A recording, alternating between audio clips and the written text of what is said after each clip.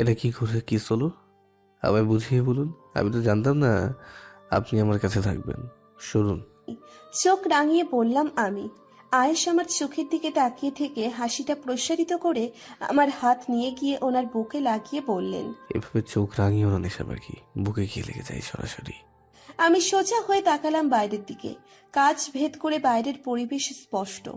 অসংখ্য তারা জ্বলজ্বল করছে। তার মধ্যে দেখা যাচ্ছে এক ফালি চাঁদ। একটা মুগ্ধ করা দৃশ্য। আমি নিচে বসে আছি কাচের আবরণ ঘেঁষে। সেই সঙ্গে আয়েশও বসে রয়েছেন আমাকে পেছন থেকে একেবারে নিচের হাত দিয়ে আগলে রেখে।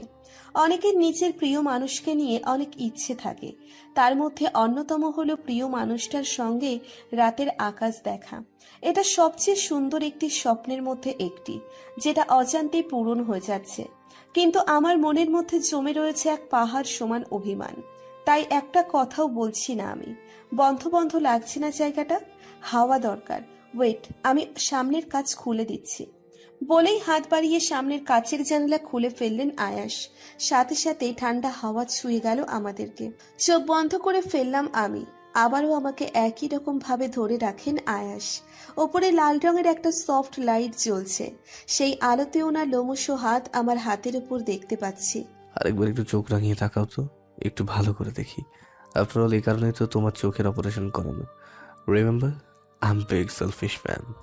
আমার চোখ রাঙানোতে যদি আপনার কিছু হয়ে যায় তখন দোষারোপ তো আমার উপর করবেন। বলবেন আমিও প্ল্যান করে আপনাকে মেরে ফেলার চেষ্টা করেছি। তারপর আবার সেই চলে যাবেন আপনার বন্ধু আকাশের কাছে। তাই চোখ না রাঙানোই শ্রেয়। কথাগুলো একরাশ অভিমানের সঙ্গে বললাম আমি। আরো বেশ কিছু কথা শোনাতে ইচ্ছে হয়েছিল, কিন্তু কান্নাই গলা ধরে আসছে। তাই সেখানেই থামলাম আমি। আমার কথা যেন শুনেও না শোনার ভান করলেন আয়াস। আমার ঘাড়ে নিচে ঠোঁট ছোঁয়াতে শুরু করলেন। কেঁপে কেঁপে উঠলাম আমি। অভিমানের পাল্লা ভারী হয়ে আশায় দূরে সরে আসার চেষ্টা করলাম। ক্রুদ্ধ হয়ে বললাম, কি সমস্যা?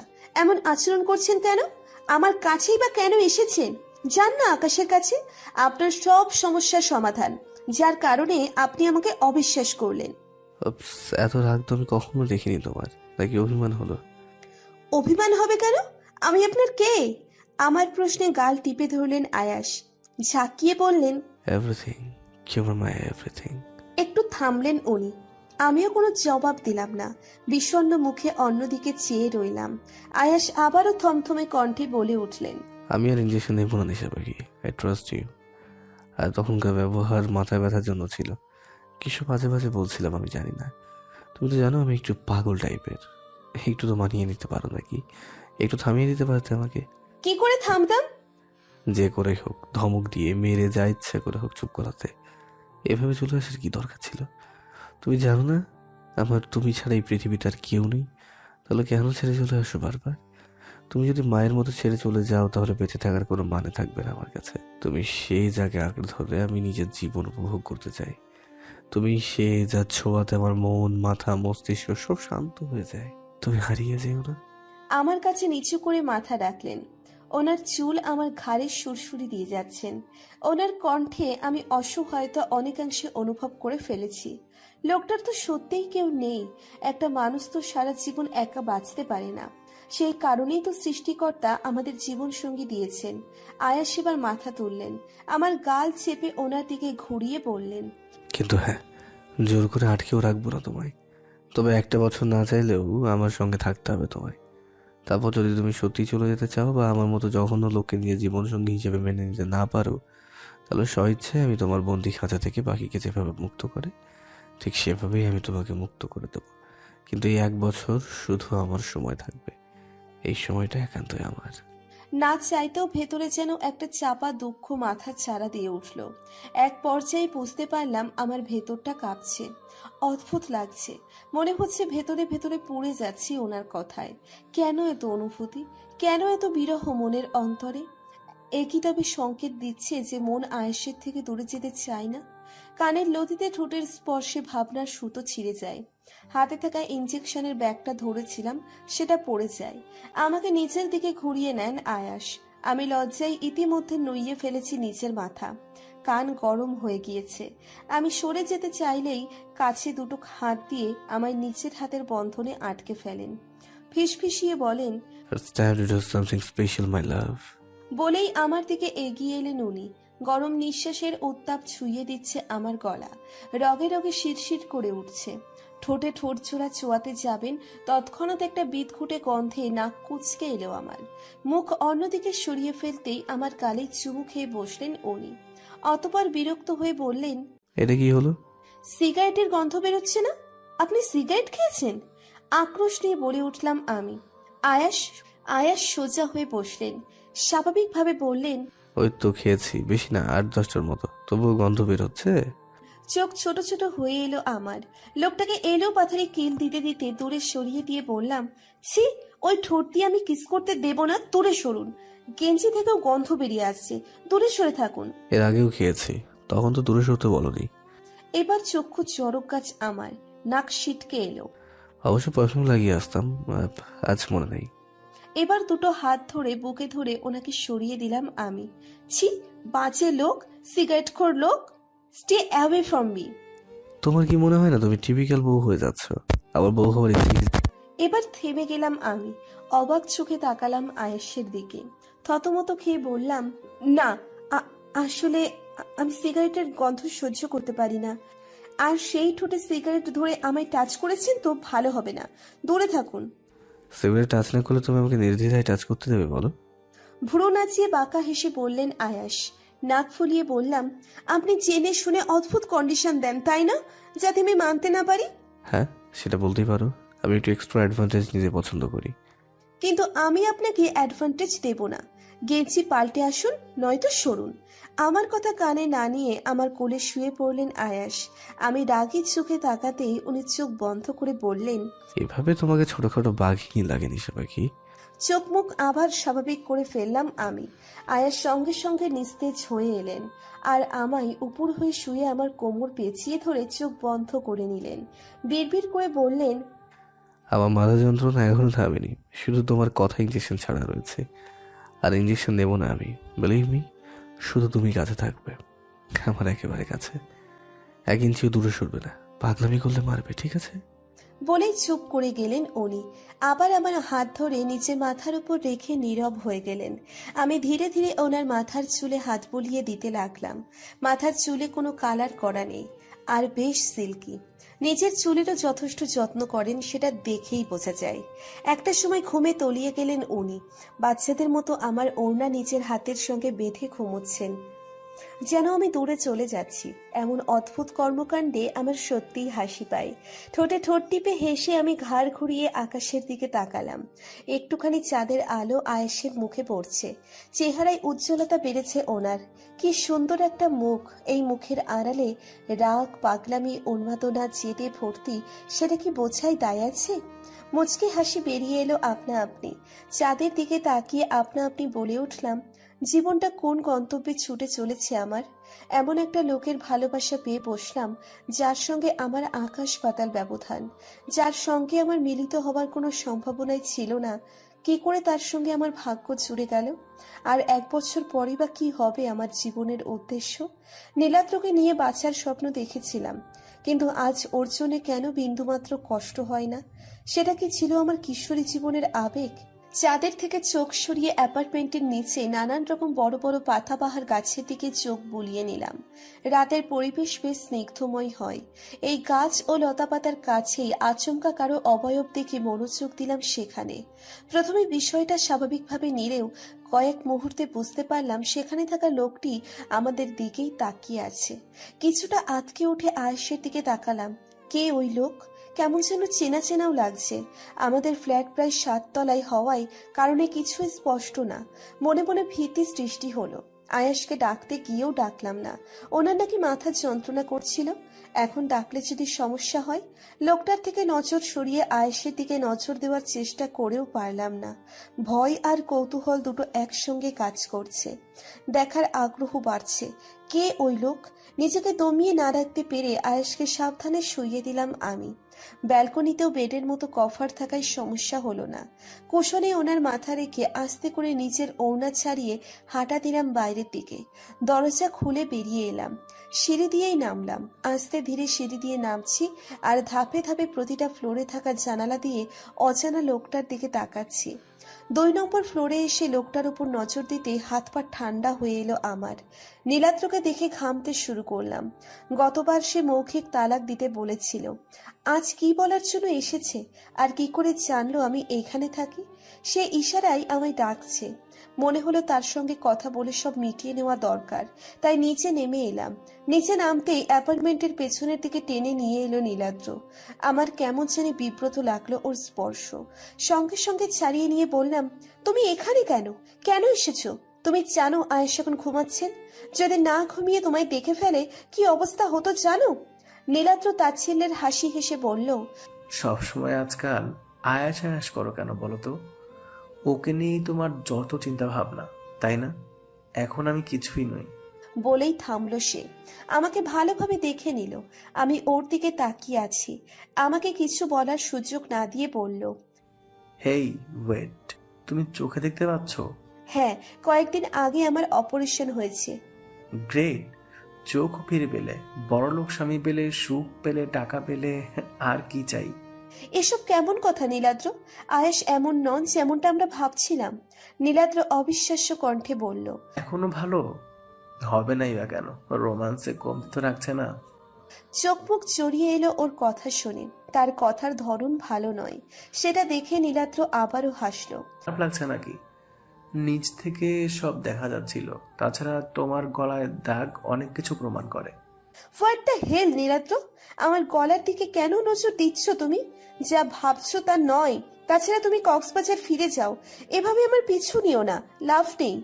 এতদিন পর এসে আমাকে এটা শুনতে হবে? হাস্যকর যে তোমার অন্ধ হওয়ার পর পাশে থাকলো, তোমার সঙ্গী হলো, দুঃখের তাকে হেও করছো। আমি জোরে চেঁচিয়ে বললাম, করছি না আমি হেও, আমার কথা বোঝার চেষ্টা করো। আচ্ছা করছি। তুমি আয়াসকে মৌখিক তালাক কবে দিচ্ছ? তুমি তো বলেছিলে তোমার সময় লাগবে। অনেক সময় দিলাম, রেজাল্ট কি? তালাক কবে দিচ্ছ? চমকে তাকালাম আমি। কি বলবো সেটা ভাবতে লাগলাম। আসলেই আমি গতবার মিথ্যে প্রতিশ্রুতি দিয়ে ফেলেছি নীলাদ্রকে। আয়েশকে দূরে কি করে সরাবো আমি? কি বলবো নীলাদ্রকে? এইভাবে বাঘহারা হয়ে পড়লে যে? সময় চেয়েছিলে, আমি দিয়েছি, তোমায় কোনোভাবে জোর করিনি। আজ জানতে এসেছি আর কত সময় লাগবে তোমার। নীলাদ্র বেশ জোরে কথাগুলো বলে উঠল। আমি খানিকটা কেঁপে উঠলাম তার কথায়। চোখ বুজে উত্তর খুঁজতে লাগলাম। একটা দম ফেলে এক নিঃশ্বাসে বলে ফেললাম, আমি আয়েশকে কোনো রকম মৌখিক তালাক দিচ্ছি না। ইভেন ওনাকে আমি ছেড়ে যেতে চাইছি না। এ বিষয়ে জোরাজুরি করতে এসো না নীলাদ্র। বলেই চোখ মুখ ফেললাম আমি। বলেই চোখ খুলে ফেললাম আমি। আচমকা আমার বাহু চেপে ধরতেই থতমত খেয়ে গেলাম আমি।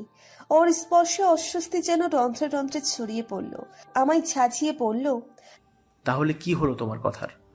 কথার তো দামই নেই তোমার। এই ছিল তোমার আত্মসম্মান?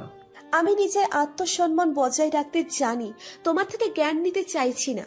এই মুহূর্তে আয়েশ অর্থাৎ যার সঙ্গে আমার বিয়ে হয়েছে তার হাত ধরে থাকতে চাই আমি। এটা আমার কাছে সব থেকে আত্মসম্মানের। এবার আমাকে যেতে দাও। আয়েশ যে কোনো সময় উঠে পড়তে পারেন ঘুম থেকে। উনি তোমায় দেখলে ভালো হবে না। আজ এসে তুমি এসব কথা বলছো? আজ এসে তোমার মনে হলো নিজের বরের সঙ্গে থাকা তোমার কাছে সবচেয়ে বেশি আত্মসম্মানের? তাহলে আগে কেন মনে হয়নি? নীলাদ্রের প্রশ্নের উত্তর দেওয়ার আগে নিজেকে ছাড়িয়ে নিলাম আমি। দীর্ঘ নিঃশ্বাস ফেলে অনুশোচনার সুরে বললাম, এটা আমার ভুল ছিল।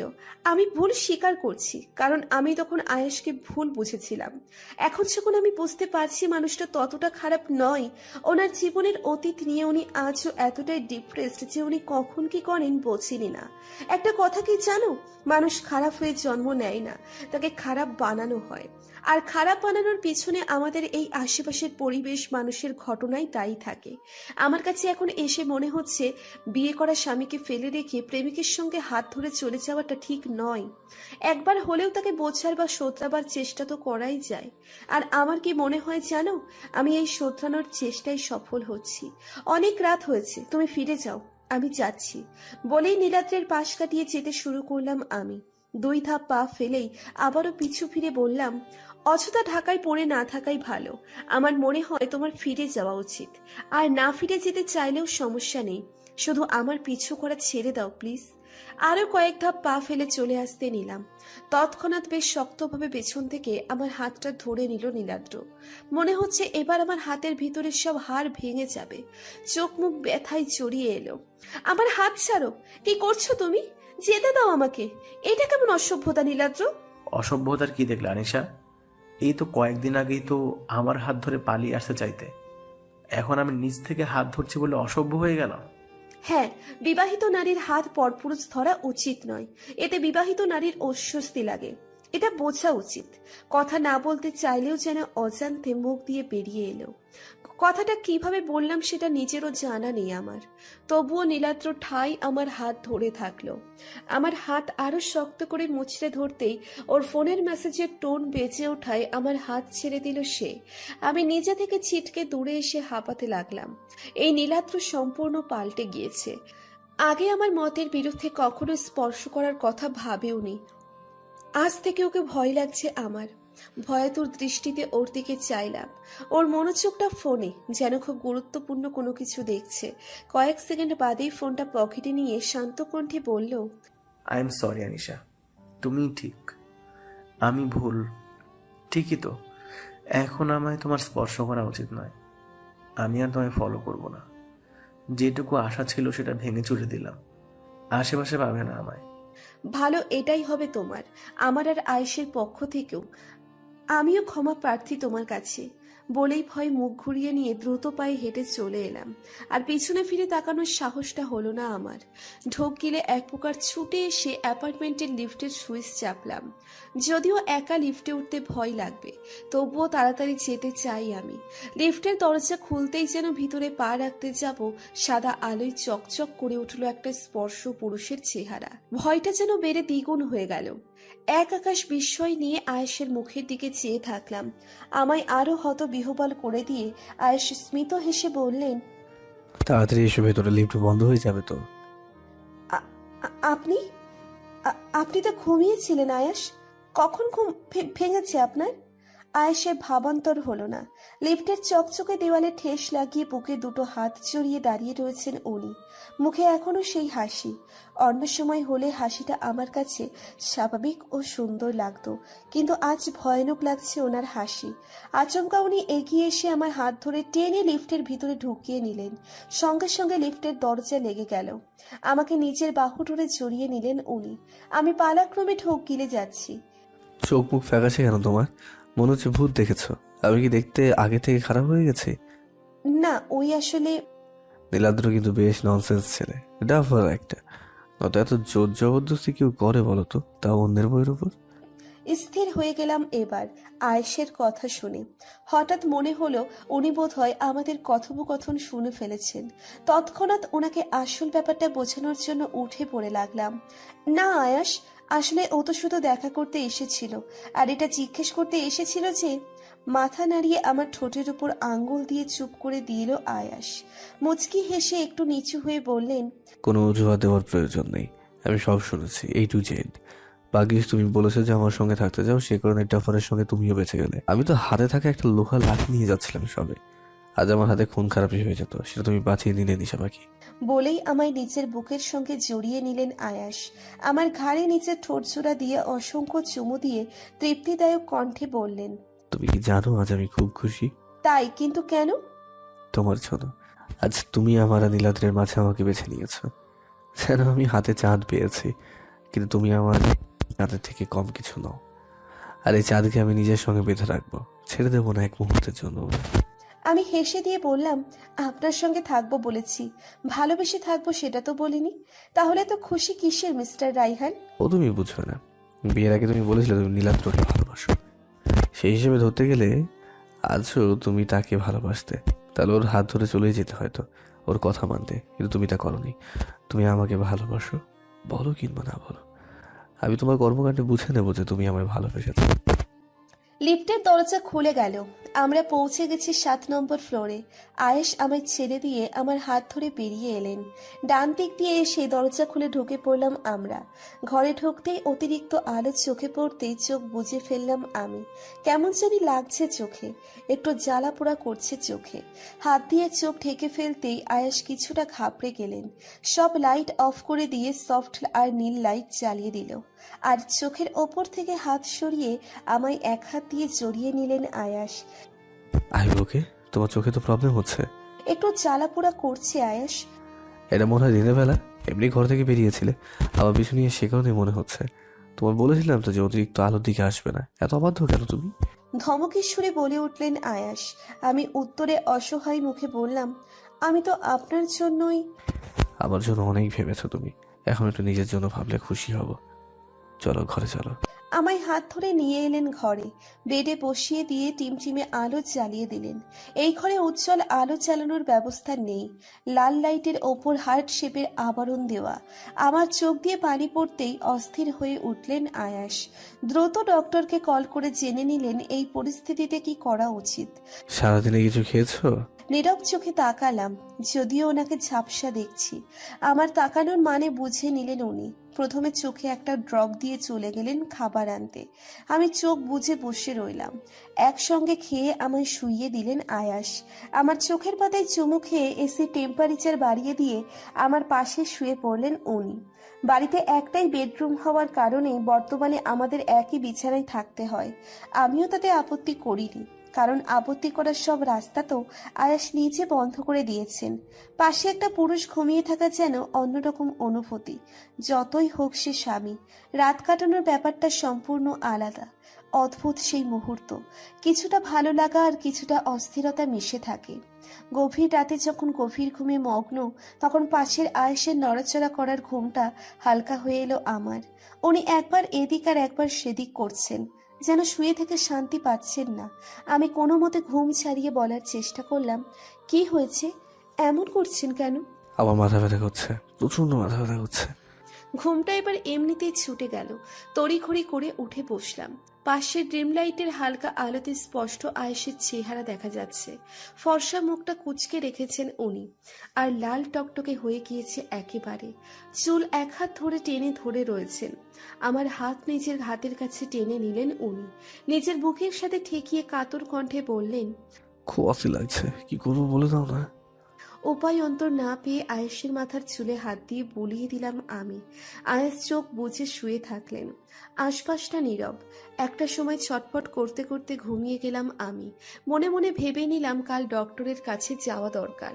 আমিও শুয়ে পড়লাম আয়েশের পাশে। আমার একটা হাত এখনো ওনার বুকের সঙ্গে লাগিয়ে রেখেছেন উনি। আমি মুচকি হেসে চোখ বুজে নিলাম। পরের দিন সকালে। আপনার ধারণা একদম ঠিক মিসেস রায়হান। মিস্টার রায়হান এতদিন ড্রাগ অ্যাডিক্টেড হয়ে পড়েছিলেন, আর আপনি আমাকে যেসব ইঞ্জেকশনের সিরিজ আর ব্যাগ দিয়েছেন সেখানে ড্রাগস ভর্তি।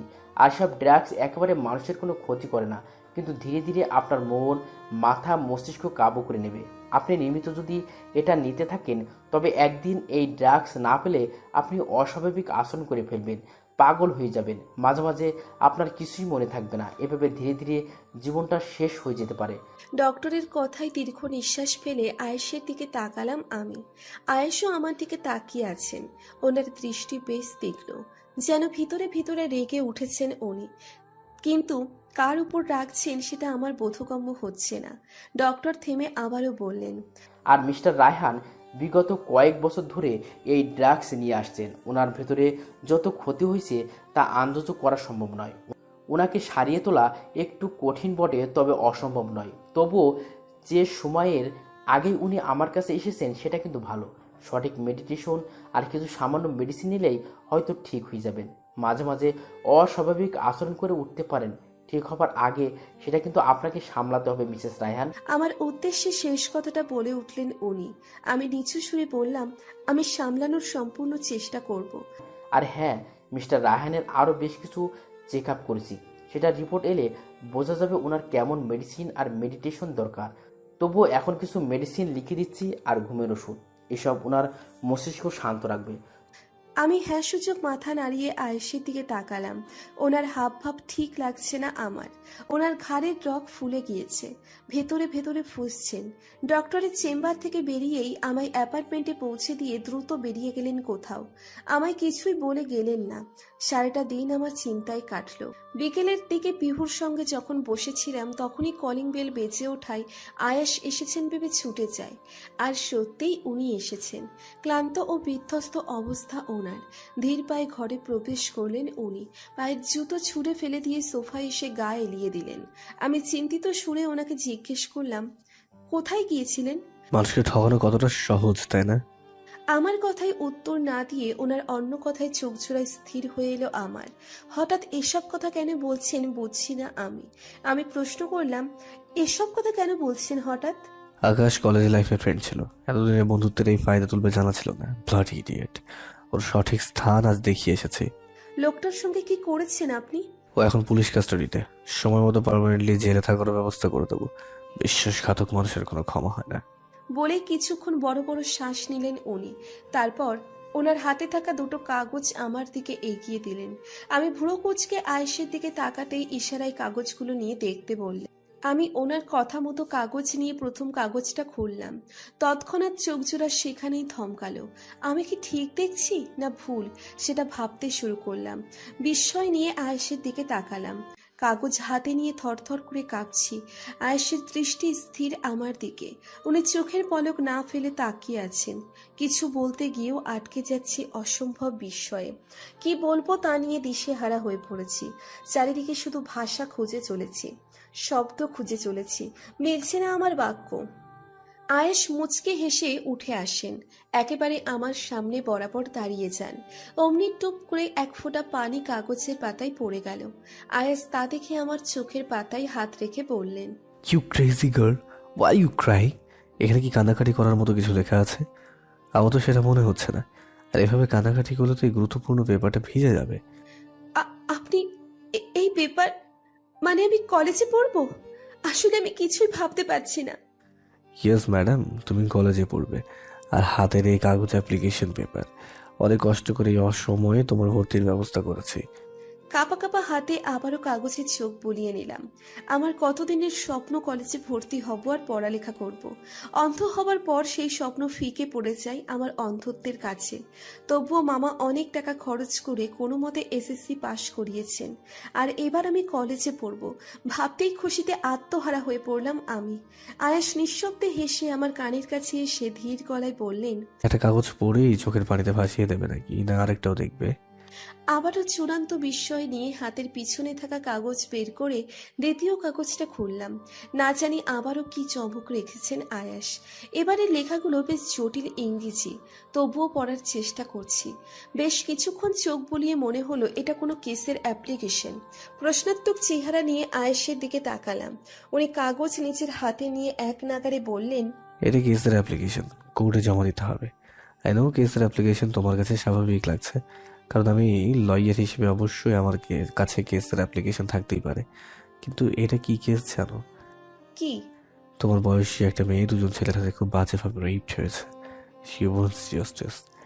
একটা কথা কি জানো তো, আমাদের দেশে যারা গরিব বা মধ্যবিত্ত হয় তাদের সম্মানহানি হলে তারা ভয় পেয়ে গুটিয়ে থাকে। মেয়েটার মা বাবা বিষয়টাকে ধামাচাপা দিতে চাইলেও মেয়েটা জোর করে পুলিশে এফআইআর করে। আর লয়ার হিসেবে কাকে হায়ার করবে বুঝতে পারছিল না, তাই আমার জুনিয়র জোহাইয়ের কাছে আসে। জোহাইয়ের কেসটা নিয়ে আমার সঙ্গে আলোচনা করতে আমার মনে হলো এই কেসটার মাধ্যমে নিজেকে শোধরানোর চেষ্টা তো করতেই পারি। আফটার অল আমার নিশা পাখি তো সেটাই চেয়েছিল, সেটাও তার জন্মদিনে। সেদিন ফিরিয়ে দিয়েছিলাম তাকে। আজ সেই ইচ্ছেটা পূরণ করে তাকে খুশি যদি এনে দিতে পারি তাহলে এর থেকে ভালো আর কি হতে পারে, তাই না?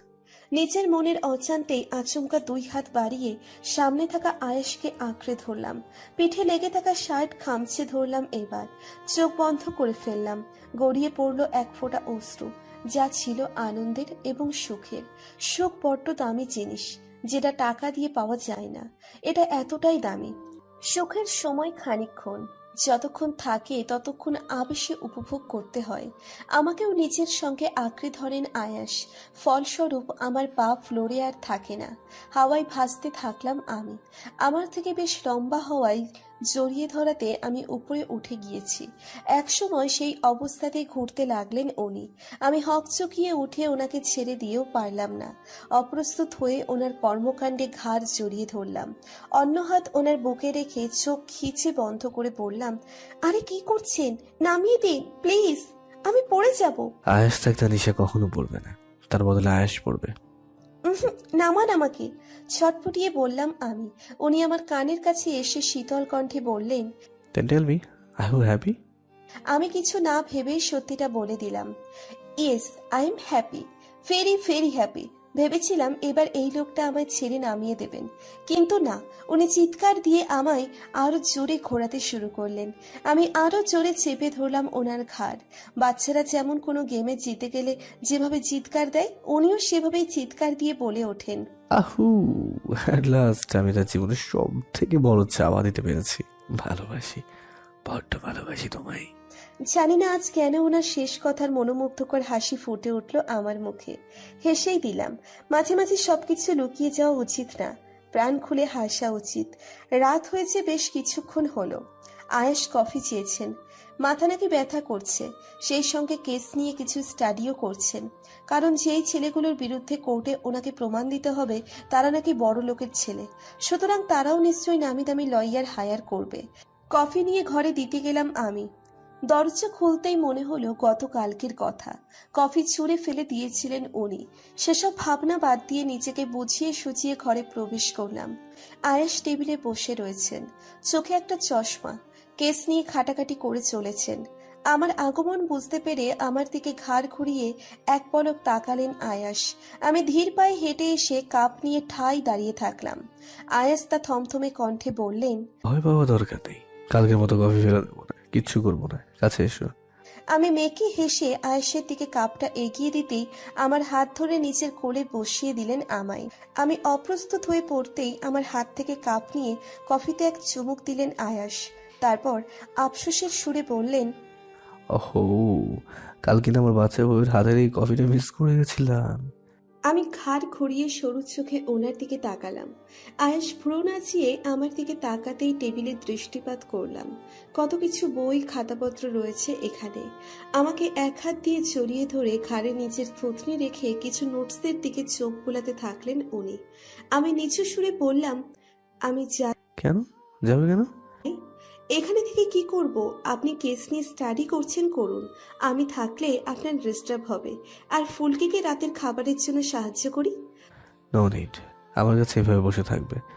একটু নড়াচড়ার আভাস পেয়েছি তো। বলেই থামলেন উনি। আমি ফিচিল কণ্ঠে বললাম, তো? লাভ বাইট বোঝো? কথাটা কানে আসা মাত্রই নিঃশ্বাস যেন আটকে গেল। চোখে মুখে এসে ভর করলো অসংখ্য লজ্জা। মনে মনে ভাবছি, লোকটার কথা অমান্য করলে কি হতে পারে আমার। তড়িৎ গতিতে ওঠার চেষ্টা করতেই আবারও বসে পড়লাম।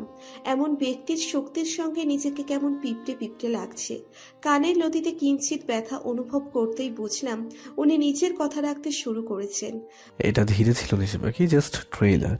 পুরো সিনেমা হলে কিন্তু বাইরে যেতে দেবে না। লাল দাগ হয়ে যাবে, ভেবে না। কথাগুলো একদম স্বাভাবিকভাবে বলে কফির কাপে চুমুক দিলেন আবারও। আমি ভেবেই উঠতে পারছি না যে এত লাগামহীন কথার পরেও একটা মানুষ কি করে এত স্বাভাবিক থাকতে পারে। আবার মুহূর্তেই আমার সেই কানের লতিতে আলতো করে চুমু খেয়ে বললেন, না করেছিলাম তোমায়, দেখো কান লাল হয়ে গিয়েছে। আপনার জন্যই তো। নিজের বাম হাতের কনুই দিয়ে আয়েশের বুকে গুঁতো দিয়ে ঝাঁঝালো কণ্ঠে বললাম আমি। আয়াস মাথা নাড়িয়ে বললেন, একটু লাগলো না বুকে, বরং তোমার হাসি আর চোখ রাঙানি এসে আমার বুকে ব্যথা লাগায়। তোমার হাসি আর চোখ রাঙানি কতটা ধারালো ভাবা যায়। একটা অস্ত্র যেটা করতে পারবে না সেটা তোমার হাসি করে দেবে, ক্ষত বিক্ষত করবে আমায়, কিন্তু তাতে আমার কষ্ট হয় না, আনন্দ হয়। সেই ক্ষততেই আমার আনন্দ লুকিয়ে থাকে। মুগ্ধ নয়নে আয়েশের দিকে তাকালাম। কেন উনি এমন? কেন ওনার কথা আর কর্মকাণ্ড মনটাকে এত বিচলিত করে? এতটা বিচলিত করার কি কোনো দরকার আছে? হয়তো আছে। কফি হাতে নিয়ে আবারও টেবিলের কাগজপত্রে মনোযোগ দিলেন উনি। সেই সঙ্গে ব্যস্ত কণ্ঠে বললেন, শুনেছি বউ পাশে থাকলে যে কোনো কাজ মনোযোগ দিয়ে করা যায়। আসলেই তাই, তুমি এখানে বসে থাকবে, গট ইট? নো নড়াচড়া। আচ্ছা শুনুন, ওই আকাশ নামক লোকটা কেন আপনাকে ড্রাগস দিয়েছিল? মানে লোকটার উদ্দেশ্য কি ছিল? তেমন কিছু না, ড্রাগ পেডলারদের অন্যতম উদ্দেশ্য যুব সমাজকে তাদের বশে আনা। সেটাই আকাশ করছিল। সে ড্রাগ পেডলারদের যুক্ত ছিল। প্রতিটা দিন আমার মতো অনেক মানুষকে তার অজান্তে ড্রাগ দিয়ে আমার মতো অভ্যস্ত করিয়েছে। এতে যেন তাদের ব্যবসা বাড়ে। এখন প্লিজ ওর নামে কোনো কথা বলবে না। ওর জন্য আমি কত বড় ধাক্কা খেয়েছি সেটা এক্সপ্লেইন করার মতো ক্ষমতা আমার নেই। একটু থেমে উনি আবারও বললেন, আর হ্যাঁ, নো নড়াচড়া, মাইন্ডেড। আমি আর কথার অমান্য করার সাহসটুকু পেলাম না। মুখ ঘুরিয়ে বসে রইলাম। পাগলামি কর্মকাণ্ডে হাসি পাচ্ছে আমার। হাসছি নিঃশব্দে, লুকিয়ে হাসছি যাতে ধরা না পড়ি। লুকিয়ে চুরিয়ে অনুভূতি মনের অন্দরমহলে রাখার উদ্দেশ্যটা আলাদা। জানি না এই লুকোচুরি খেলাতে আয়াস আদেও আমায় ধরতে পারবেন কিনা। সময় পরিবর্তনশীল, চাইলেও তাকে ধরে রাখা যায় না। আয়েশের পাগলামি, অদ্ভুত আবদার সবকিছু মিলিয়ে কেটে গেল 1 বছর। বিগত 1 বছরের দিনগুলো স্মৃতির পাতায় জমা রয়ে গেল। স্মৃতিগুলো বড়ই সুন্দর ছিল। ছিল না কোনো তৃতীয় ব্যক্তি। আয়াস এখন সম্পূর্ণ সুস্থ। নিয়মিত মেডিটেশন আর মেডিসিনের প্রভাবে লোকটা সুস্থ হয়ে উঠেছেন। তবে পাগলামি কমেনি মোটেও। রাগ আর মেজাজটা একই রকম রয়ে গেছে। তবে আমি আমার লক্ষ্যে অনেকটা সফল। আয়েশ আর আগের মতো ক্রিমিনালদের সঙ্গে হাত মিলিয়ে তাদের জিতিয়ে দেন না। উনি এখন সত্যিকারের আইনজীবী হয়ে উঠেছেন। সত্যিকারের আইনজীবী, আমার আইনজীবী। কলেজে যাওয়ার জন্য হিজাব পাচ্ছিলাম, তৎক্ষণাৎ রুমে ঢুকে তাড়া দিতে লাগলেন। ওহো নিশা পাখি, আমি অলরেডি লেট। Come first. আজ এমনিতে জুহাইয়ের বিদায় আমার কবল থেকে। তো একা চলে যান, আমি অটো ধরে যাব। এতদিনে একা যেতে দিয়েছি তোমায়? ভুরু কুচকে বললেন উনি। আমি মাথা নাড়িয়ে বললাম, এখনো ভাবেন না কি আমি পালিয়ে যাব? না, তবে হারিয়ে ফেলার ভয় বড্ড অসহায় হয়, তুমি বুঝবে না। শান্ত কণ্ঠে বললেন উনি। অতঃপর আমি ওনার সামনে দাঁড়িয়ে বললাম, ওকে, আমি রেডি, তো চলুন। আমার হাত ধরে নিয়ে এসে গাড়িতে বসিয়ে দেন আয়াস। নিজেও বসে পড়েন। চুলগুলো ঠিক করে গাড়ি স্টার্ট দেন। গাড়ি এসে থামে একেবারে কলেজের গেটের সামনে। আমি নামতে নিলে আমার হাত টেনে ধরেন আয়াস আর বলেন, ওই যে রংধনু লুক। বিস্ময় নিয়ে গাড়ির কাচ ভেদ করে আকাশে তাকাতেই গালে আর ঠোঁটে পড়ল ওনার ঠোঁটের ছোঁয়া। এটা ওনার বেশ পুরনো আইডিয়া। প্রতিদিন কলেজের গেটে নামার আগে কোনো না কোনো অজুহাত দিয়ে এমনটা করে থাকেন উনি। আমি চোখ গরম করে নেমে চলে আসি। পেছন ফিরে তাকাতেই দেখি আয়াস চোখ টিপছেন। সঙ্গে সঙ্গে মুখ ঘুরিয়ে ভেতরে চলে আসি আমি। কি লজ্জা, কি লজ্জা! নিচের কেবিনে বসে রয়েছেন আয়াস। নতুন কেসের ফাইলে চোখ বুলিয়ে যাচ্ছে। কেসটা খুব কমপ্লিকেটেড। এসব আলোচনার জন্য জুনিয়র দরকার তার। কিন্তু আজকে জুহাইয়ের নেই, সে আর থাকবেও না। নিজের কেরিয়ার গড়তে সক্ষম হয়েছেন সে। জুহাইয়ের আয়েশের কাছে কৃতজ্ঞ। সে যদি পারত তবে সারা জীবন আয়েশের জুনিয়র হয়ে থাকতো। ওই জুহাই ছেলেটা নাকি আজকে আমার জন্য অ্যাসিস্ট্যান্ট লয়ার জোগাড় করে দেবে। বাট কিন্তু কোথায় সে? নিশ্চয়ই গার্লফ্রেন্ডকে মানাতে লেট করে ফেলেছে। কথাটা বিরক্তির সঙ্গে বলে কয়েকটা বড় নিঃশ্বাস নিল সে। টেবিলে কাচের গ্লাসে থাকা পানিটা হাতে নিয়ে ঢকঢক করে খেয়ে নিল। অতঃপর ফোনের স্ক্রিন অন করলো সে। ফোনের স্ক্রিনে আনিশার ছবি নেই, রয়েছে গ্যালারিতে। কারণ অনেক সময় অনেক কাজে ফোনটা বের করতে হয় তাকে অনেকের সামনে। তাই সে চায়নি তার প্রেয়সীর ছবি অন্য কারো চোখে পড়ুক। গ্যালারিতে চারিদিকে আনিশার ছবি। আয়াস ছবি তুলতে পছন্দ করে না। আনিশা তার জীবনে আসার আগে গ্যালারিটা ফাঁকা ছিল। ফাঁকা বললে ভুল হবে, নানান ডকুমেন্টস আর কিছু দরকারি ছবি ছিল। বর্তমানে আনিশার ছবিতে ভর্তি আয়েশের গ্যালারি। এমনকি এমন এমন ছবি রয়েছে যা সব আনিশার অজান্তে তোলা। আনিশার ছবিতে যখন আয়েশ মগ্ন, তখনই তার কেবিনের দরকার। ঠকঠক শব্দ হওয়ায় ফোনটা বন্ধ করে মুখটা গম্ভীর করে বলে, ইয়েস, কাম ইন। জুহাইর চোরের মতো করে ঘরে প্রবেশ করে। তারপর মাথা নিচু করে চুলে হাত বুলিয়ে আমতা আমতা করে বলে, আসলে স্যার আসতে লেট হয়ে গেল। আমি আসতে চাচ্ছিলাম। আর আমি জানি তোমায় বলতে হবে না। তোমার প্রেমিকা তোমায় কল করলো, ব্রেকআপ বললো, আর তুমি তাকে মানাতে সময় খেয়ে ফেললে, তাই তো? I know that. জুহাইর বোকা হেসে তাকায়। আয়েশ ফাইল হাতে নিয়ে বলে, কাজের কাজ কিছু করেছো? I mean assistant. আরে স্যার, আপনার অ্যাসিস্ট্যান্ট হওয়ার জন্য তো লাইন লেগে থাকে, কিন্তু এর মধ্যে সঠিক জনকে তো বাঁচতে হবে না। আমি বেছে নিয়েছি। দাঁত কেলিয়ে বলে জুহাইর। আয়েশ তীক্ষ্ণ দৃষ্টি নিক্ষেপ করে বলে, এ বাইরে কেন, ভিতরে এসো। কাউকে উদ্দেশ্য করে বলল জুহাইর। দরজাটা খুলে কেউ অন্তত ধীর পায়ে ঘরে প্রবেশ করলো। আয়াস তীক্ষ্ণ চোখে তাকালো সেদিকেই। সঙ্গে সঙ্গে কপাল কুঁচকে এলো তার। দৃষ্টি সরিয়ে জুহাইরের দিকে তাকাতেই জুহাইর বলল, কেস সম্বন্ধে এর চেয়ে ভালো জ্ঞান আছে স্যার। আমি ওর ফাইল আর রেজাল্ট সব চেক করে দেখেছি। She is brilliant. আপনারও মনে ধরবে, আই মিন অ্যাসিস্ট্যান্টের জন্য। ধীর পায়ে কেবিনে প্রবেশ করতেই মৃধা এক পুরুষের সুন্দর কণ্ঠে এত গাম্ভীর্যতা দেখে মৃদু কেঁপে উঠল। দোড়ো দোড়ো মন নিয়ে সামনে ডিস্কে থাকা নিজের স্বপ্নের পুরুষকে দেখে কাঁপুনি বেড়ে গেল। এই প্রথম সে তার স্বপ্নের পুরুষকে সামনাসামনি দেখছে। ভাবতেই তার হার্টবিট বেড়ে যাচ্ছে। বুকে আলতো থুতু ছিটিয়ে চোখ বড় বড় করে তাকালো পুরুষটির দিকে। সাদা রঙের ফুল হাতা শার্টের হাতা আলতো করে অপর দিকে জড়িয়ে রাখা, মাথার এক সাইডে কালো চুলগুলো রেখে দেওয়া, নাকের মাথায় তিলটা জল করছে, ঠোঁটচোরা হালকা গোলাপির মাঝে কালো কালো ভাবটা এসেছে, খাড়া নাকে বিন্দু বিন্দু ঘাম জমে আছে। মৃধা সামনের মানুষটাকে দেখে আর এক দফা ক্রাশ খেয়ে বসল। পলকহীন চোখে যখন আয়েশকে মৃধা দেখেই যাচ্ছিল, তখনই আয়েশের ধমকানি শুনেই ভয়ে চমকে উঠল। সিরিয়াসলি জোহের, তুমি একটা মেয়েকে আমার অ্যাসিস্ট্যান্ট বানানোর জন্য ধরে নিয়ে এসছো? তুমিও যাও, সঙ্গে তোমার ভালো রেজাল্ট করা মেয়েটাকেও নিয়ে যাও। আবার কোনো অ্যাসিস্ট্যান্ট দরকার নেই, I will manage.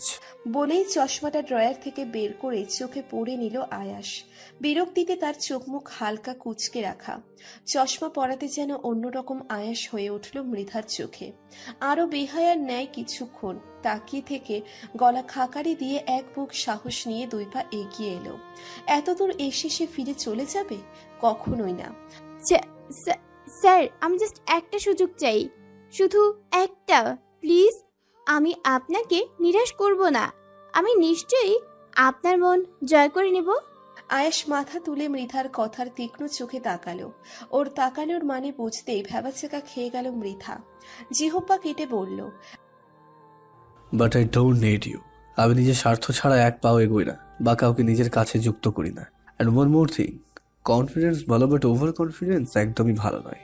Got it? Now you may গো নাও। আয়েশের কড়া কড়া কথা শুনে নিমেষেই মুখ ফ্যাকাশে হয়ে এলো মৃধার। তার স্বপ্ন এভাবে ভেঙে খান খান হয়ে যাচ্ছে ভাবতেই কেমন জানি লাগলো তার।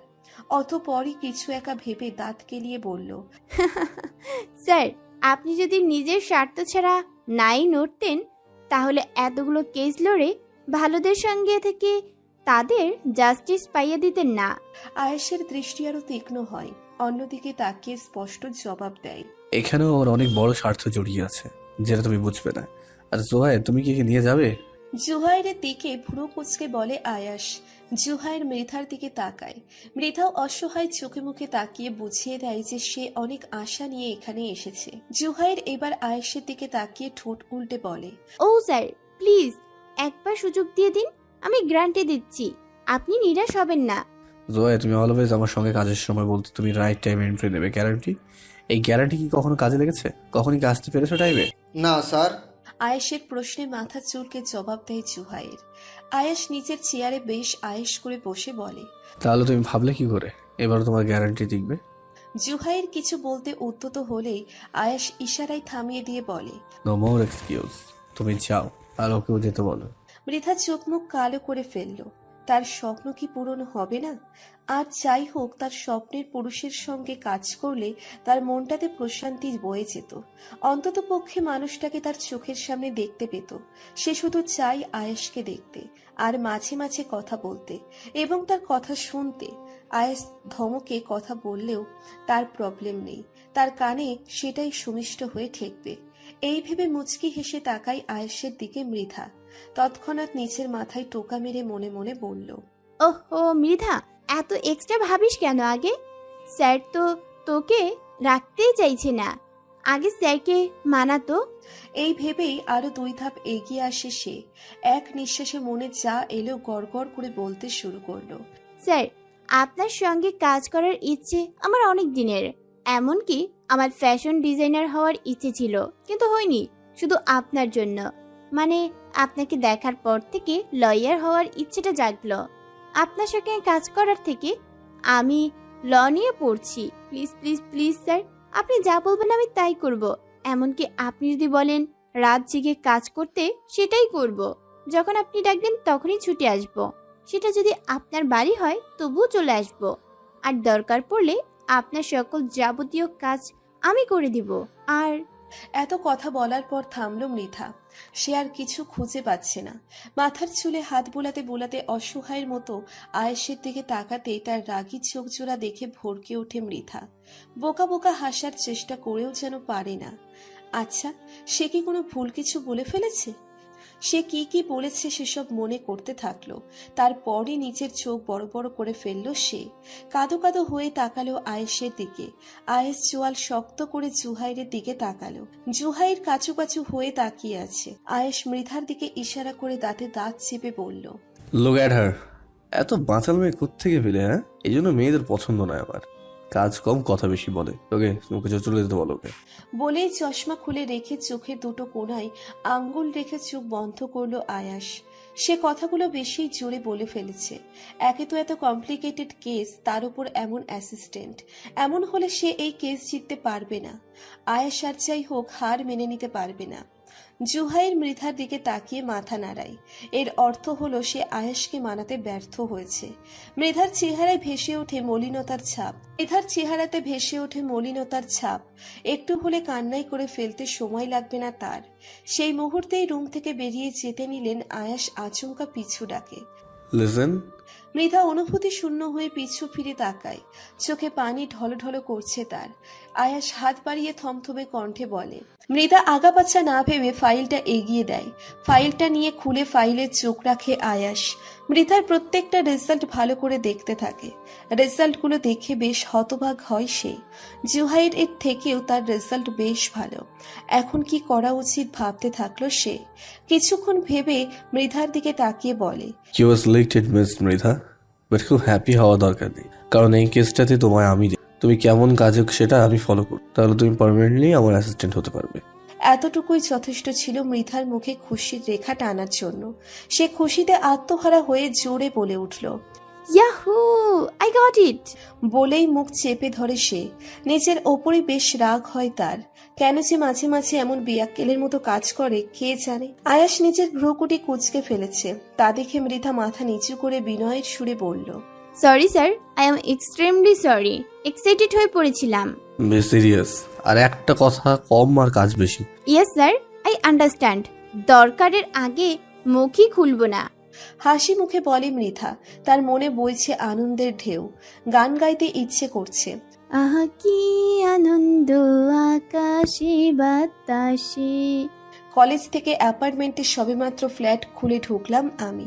ক্লান্তি মাখা চোখ মুখ নিয়ে আশেপাশে তাকালাম। আমি ছাড়া কেউ নেই এখানে, কিন্তু কারো অনুপস্থিতিতেও এক ব্যক্তিত্বের অস্তিত্ব বাতাসে মোমো করে। এখানকার প্রতিটা কোণায় আয়েশের অস্তিত্বের প্রমাণ দেয়। সার্বক্ষণিক মনে হয় না থেকেও যেন ওনার চোখ জোড়া আমার ওপরে, কিন্তু উনি নেই। এসব ভাবতে ভাবতে নিচের ভাবনা ও মস্তিষ্ক পাগল করে ফেললাম আমি। দ্রুত মাথা নাড়িয়ে হেসে দিয়ে বললাম, ও হো আনিশা, কি হয়েছে তোর? আজকাল এমন চিন্তা ভাবনা কেন তোর? তোর প্রতিটা শব্দে আয়েশের বিবরণ কেন? তার প্রতি মত্ত হয়ে যাচ্ছিস? পাগল হয়ে যাচ্ছিস তার ভালোবাসায়? বলেই আয়নার দিকে চোখ রাখলাম আমি। কয়েকদিন নিজেকেও অন্যরকম লাগে, যেন আমার অস্তিত্ব অন্য কারোর সঙ্গে মিশে গিয়েছে। চোখে স্পষ্ট দেখতে পেলাম গালে গোলাপি রেখা। লজ্জায় রেখা ফুটে উঠেছে, সেটা বুঝতে সময় লাগলো না। মৃদু হেসে আয়নার পাশ থেকে সরে এলাম আমি। পিহুর ডাকে একটু চমকে এলাম। ধীর পায়ে এগিয়ে গেলাম পিহুর কাছে ব্যালকনিতে। পিহু নিচু সুরে গান গেয়ে চলেছে। আমাকে দেখে থামলো সে। আমার দিকে ছোট চোখজোড়া নিয়ে তাকালো। আমি একটু নিচু হতেই মুখ ঘুরিয়ে আমাকে লেজ দেখিয়ে গাইতে শুরু করলো সে। এই বজ্জাত পাখিটার আজকাল খুব বেশি ভাব বেড়েছে। আজকাল আয়াস একে একটু বেশি সময় দেয়।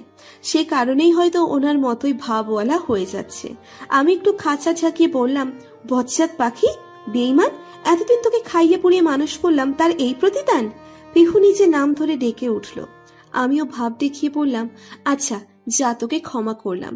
এতটুকু বলে থেমে ভাবুক হয়ে পড়লাম আমি। অন্যমনস্ক হয়ে বললাম, আচ্ছা পিহু, যার ভালোবাসা দেখে আমি ভালোবেসেছি তাকে কি জানানো উচিত? পিহু কিছু বলল না, চুপচাপ চেয়ে রইল। আমি ভেঙচি কেটে বললাম, কি দরকার বলার? আমার কর্মকাণ্ডে নাকি উনি সব বুঝে নিতে জানেন, তাহলে বুঝে নিক। সন্ধে গড়িয়ে এলো। আয়েশের আজ আসার নাম নেই। অস্থির হয়ে উঠেছে ওনার জন্য মন। বারবার ফোনের দিকে তাকাচ্ছে।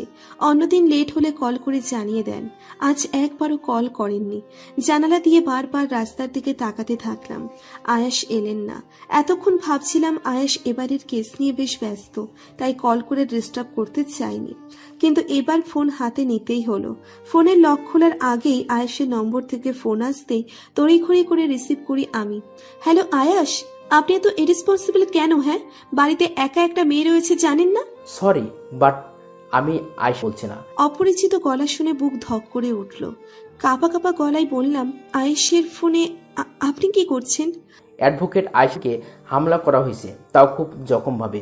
ওনাকে আমরা হসপিটালে নিয়ে এসেছি। ফোনটা ভাঙাচোরা ছিল, ঠিক করে যে নাম্বার আগে এলো সেটাই কল করলাম। আপনি যদি আয়েশা রানের কেউ হয়ে থাকেন তাহলে প্লিজ চলে আসুন। বলেই কলটা নিচের মতো কেটে গেল। আর আমার হৃৎপিণ্ড যেন কেউ খুব জোরে আঘাত করলো। শক্তি হারিয়ে ফেলেছি আমি। মস্তিষ্ক ক্রমশ শূন্য হয়ে পড়ছে। সকালবেলা লোকটা স্বাভাবিকভাবে ছিলেন, আর এখন এই খবর আমার মন আর মস্তিষ্ক কোনোটাই মেনে নিতে পারছে না। ভেতরে সবটা চূর্ণ বিচূর্ণ হয়ে যাওয়ার আওয়াজ পাচ্ছি। সেই ভেঙে চুরে যাওয়া ভেতরটার যন্ত্রণা সহ্য করতে না পেরে চোখ বেয়ে পানি পড়ে গেল। কি যে অসহ্যকর যন্ত্রণা! চারিদিকটা যখন অন্ধকার হয়ে আসতে শুরু করলো, তখনই মনে পড়লো আয়েশের কাছে যেতে হবে আমায়, কারণ এই মুহূর্তে আমি ছাড়া ওনার তো কেউ নেই। কিন্তু আয়েশ কোন হসপিটালে সেটা তো ওই পরিচিত লোকটা বলল না। এখন কোথায় খুঁজবো ওনাকে? আমি অশ্রুসিক্ত নয়নে নিচে পড়ে থাকা ফোনের দিকে তাকালাম। ঝড়ের গতিতে ফোনটা উঠিয়ে দেখলাম ফোনের স্ক্রিনটা অনেকটা ফেটে গিয়েছে। আবারও আয়েশের নম্বরে কল করা জরুরি, কিন্তু তার আগেই মেসেজ টোনটা বেজে ওঠায় সেটাই চেক করলাম আমি। ভাঙা স্ক্রিনে টাচ করতে গিয়ে একটা আঙ্গুল কেটে গেলেও সেদিকে দৃষ্টিপাত করার সময় নেই। আমার সমস্ত শরীর জুড়ে এতদিন যাকে লুকিয়ে ভালোবেসে এসেছি তাকে হারানোর ভয় বিরাজ করছে। মেসেজ অন করতে গিয়েই দেখলাম আয়েশের নম্বর থেকেই মেসেজ। হসপিটালের ঠিকানা আর নাম আসছে স্ক্রিনে। হয়তো এই লোকটাই মেসেজটা সেন্ড করেছে। গুমড়ে গুমড়ে কাঁদছি আর ঠিকানা দেখছি আমি। কাঁপতে কাঁপতে আলমারির সামনে গিয়ে দাঁড়ালাম, কিন্তু সেখানে তেমন ক্যাশ নেই। দেরি না করে এটিএম কার্ড এক প্রকার ছুটে বেরিয়ে গেলাম। হসপিটালের সামনে এসেই নেমে পড়ি আমি। আশ্চর্যজনক কথা হচ্ছে, হসপিটালটা অন্য শহরে। আমরা যেখানে থাকি সেখান থেকে বেশ দূরে। আয়েশ এত দূরে কি করতে এসেছিলেন? এসব ভাবনা চিন্তা করতে করতে ভেতরে ঢুকে আসি আমি। রিসেপশনে আয়েশের কথা জিজ্ঞেস করতেই আমাকে সেকেন্ড ফ্লোর দেখিয়ে দেওয়া হয়। আমি দ্রুত উঠে যাই সেকেন্ড ফ্লোরে। ফ্লোরের শেষ মাথার কেবিনে এসে উকি মারতেই লোম শিউরে ওঠে আমার। দরজার কাছের অংশ দিয়ে স্পষ্ট হয়ে ফুটে রয়েছে রক্তে মাখা এক চোখ মুখ। কপাল দিয়ে গড়িয়ে পড়ছে রক্ত। পেটের ডান পাশ থেকে গল গল করে রক্তের স্রোত বয়ে যাচ্ছে। নার্স তাড়াহুড়ো করে প্রাথমিক চিকিৎসা করে যাচ্ছে। বড় বড় নিঃশ্বাস নিয়ে যাচ্ছেন আয়াস। নার্স অক্সিজেন মাস্ক পরাতেই শান্ত হলেন। এত এত রক্ত দেখে মাথাটা ভন ভন করে উঠল আমার। রক্তে আমার ভয়াবহ ফোবিয়া। মাথা ঘুরে আসায় দরজা ধরে ফেললাম। নিজেকে সামনে উঠতেই ফুপিয়ে কেঁদে দিয়ে দরজা ঠেলে ভেতরে ঢুকে পড়লাম। তড়িৎ গতিতে আয়েশকে রাখা বেডের সামনে গিয়ে পড়লাম আমি। চোখ তুলে তাকাতে পারছি না রক্তের কারণে। এতটাই বাজেভাবে আঘাত করা হয়েছে ওনাকে। কাঁপা কাঁপা হাতে ওনার রক্তটা হাতটা ধরতেই নার্স প্রশ্ন ছুড়ে দেয় আমার দিকে। কে আপনি? পেশেন্টের বাড়ির লোক? হ্যাঁ, ওনার কি হয়েছে? উনি ঠিক হয়ে যাবেন না? কাঁদতে কাঁদতে হতভম্ব করে প্রশ্ন করি আমি। নার্স বেশ সিরিয়াস হয়ে বলেন, ওনার সেই সাথে পেটের ডান সাইডে 2-3 বার ছুরি দিয়ে স্টেপ করে মারা হয়েছে। চোখে মুখে মারের আঘাতের চিহ্ন তো দেখাই যাচ্ছে। সব মিলিয়ে একেবারে ক্রিটিক্যাল অবস্থা। বর্তমানে শুধু প্রাথমিক চিকিৎসা করা হয়েছে ওনার। তাড়াতাড়ি অপারেশন করতে না পারলে উনি মারা যাবেন, এতে কোনো সন্দেহ নেই। তাহলে কেন এসব করে সময় নষ্ট করছেন? অপারেশন শুরু করুন না প্লিজ। এর জন্য টাকা জমা দিতে হবে। সেই সঙ্গে হসপিটালে ফর্মালিটিস পূরণ করে তাড়াতাড়ি টাকা জমা দিন, নয়তো হসপিটাল থেকে অপারেশন করার অনুমতি দেবে না। দ্রুত টাকার ব্যবস্থা করুন। হ্যাঁ, আমি এক্ষুনি যাচ্ছি। আপনারা অপারেশন শুরু করুন প্লিজ। বলেই আয়েশের রক্তমাখা চোখ মুখ দেখে আবারও চোখ বন্ধ করে নিলাম। এক ভয়ানক দৃশ্য। আমার ভেতরটা কাঁপছে। আয়েশ, আপনি তো আমার থেকে দূরে যাবেন না, তাই না? আপনি তো বলেছিলেন যে আপনি যদি মারা যান তাহলে আমি খুন করে তবেই মারা যাবেন, তার আগে আপনার কিচ্ছু হবে না, তাই না? আপনি উঠে নিজের চোটপাট আমার উপরে দেখাবেন না। আমি আপনার সব অন্যায় আবদার মেনে নিতে রাজি আছি। বলেই আয়েশের হাত কপালে ঠেকিয়ে হু হু করে কাঁদতে শুরু করলাম। আয়েশ কোনো উত্তর দিচ্ছে না, অথচ ওনার মুখ থেকে একটা শব্দ শোনার জন্য চাতক পাখির ন্যায় বসে আছি আমি কাঁদছি আর কষ্ট পাচ্ছি। উনি কি দেখতে পাচ্ছেন না? অনেক কষ্টে হাতটা ছাড়লাম আমি। এটিএম থেকে টাকা তোলা প্রয়োজন, এই ভেবেই কেবিন থেকে বের হতে উদ্যত হলাম আমি। কিন্তু দুই চোখ একজন অপরিচিত পুরুষকে দেখে থেমে গেল। পুরুষটি এগিয়ে আসতেই আমি একটু পিছিয়ে গেলাম ইতস্তত বোধ করে। ব্যক্তিটি মৃদু সুরে বললেন, ভয় পাবেন না, আমি সে যে আপনাকে ফোন করে আপনার হাজবেন্ডের এই খবর দিয়েছে। ওনাকে কোথায় পেয়েছিলেন আপনি? জঙ্গলের ধারে, সন্ধ্যায় সেদিকে কেউ যায় না। আজ আমার কাছ থেকে ফিরতে দেরি হয়েছিল, ওনাকে দেখে নিয়ে আসি এখানে। মনে বেশ কিছু প্রশ্ন জাগলো। আয়েশ এত দূরে নিজের অফিস ছেড়ে কি করতে এসেছিলেন? কে ওনাকে এভাবে আঘাত করে ফেলে চলে গেল? আর কেনই বা মারল? প্রশ্ন অনেক, কিন্তু উত্তর নেই। খোঁজার সময় নেই আমার। লোকটা আবারও কথা বলতে শুরু করলে ওনার দিকে তাকাই। গুলি লেগেছে তাই পুলিশ কেস হয়েছিল, কিন্তু পুলিশ এসে ইনকোয়ারি করে গেছে। উনি লয়ার, তাই পুলিশের ধারণা করছে ওনাকে কোনো বেশ পুরনো শত্রু আঘাত করেছেন। ধন্যবাদ আপনাকে, আপনি নিজে থেকে এত ঝামেলায় জড়িয়ে পড়েছেন। আপনাকে আর কষ্ট দেব না, আপনি আসতে পারেন, আমাকেও যেতে হবে। বলেই পাশ কাটাতে নিলে আচমকা লোকটা বলে ওঠেন, আমি কি আপনার কোনো কাজ আসতে পারি? মানে আমি কি হেল্প করতে পারি কোনো?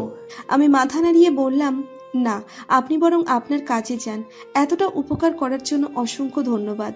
কিন্তু আমার মনে হয় না যে আপনি একা একটা মেয়ে নিশ্চয়ই এটিএম বা ব্যাংক থেকে টাকা তুলতে যাচ্ছেন, আর অনেকগুলো টাকা লাগবে নিশ্চয়ই।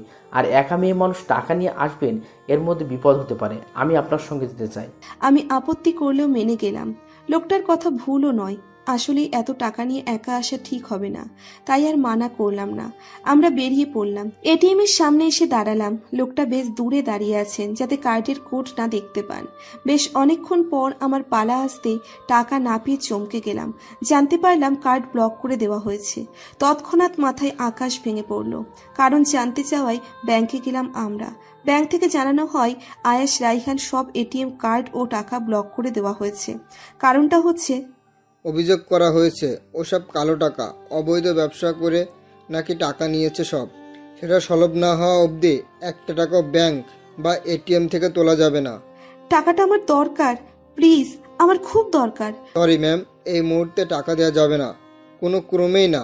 টাকাগুলো বৈধ না অবৈধ সেটা প্রমাণ না হওয়া অবধি একটা টাকাও দিতে পারবো না, তাহলে আমাদের নামে কেস হয়ে যেতে পারে। ঠোঁটে ঠোঁট চেপে কয়েকবার ঢোক গিলে নিলাম। চোখ জোড়া পানিতে টলমলো করছে। পানির কারণে স্পষ্ট কিচ্ছু দেখতে পারছি না।